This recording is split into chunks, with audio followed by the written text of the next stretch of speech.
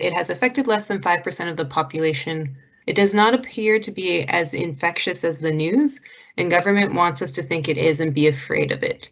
What are your thoughts on the low amount of the population being affected?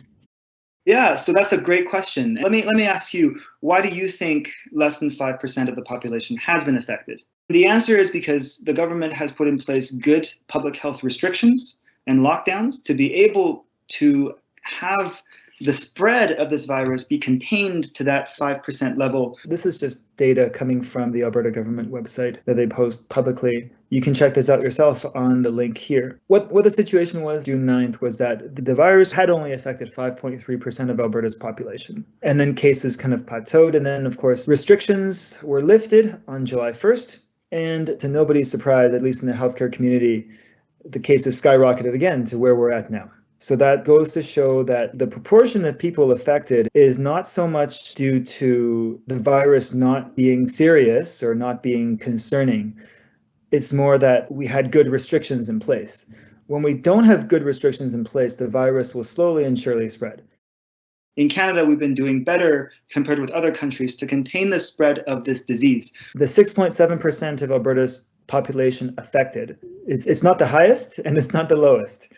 And you can see that in countries with less restrictions like the USA, United Kingdom, and even Israel after they opened up, after their population was I think 60% vaccinated fully, and they opened up, their percent of the population that has been affected with COVID has now skyrocketed as well. This is serious.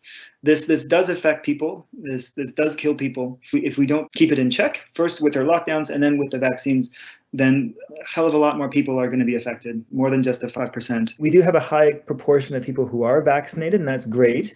It does help slow the viral spread. So the fact that we only have 6.7% of Alberta's population now, despite no restrictions, is a testament to how powerful the vaccine has been a tool to help us combat the spread of this virus. But as you can see, vaccines are only part of the solution, part of the toolbox, and we need other solutions as well. You can see that even in countries with not as high vaccination rates as us, like Australia and New Zealand, in the bottom right corner of your screen, Australia only has 0.4% of people affected. And that really speaks to the strict travel restrictions that people have if they try to go to Australia. We don't want these lockdown measures forever. We want to go back to life as usual. We want to be able to hang out with our friends. We want to be able to travel again. If we didn't take public health precautions against the virus, if we just went around business as usual, we would have this virus affecting much more than just 5% of the population. That's what viruses do. They spread very insidiously. Keep in mind here with the coronavirus, we're talking about the Wayne Gretzky of all viruses here.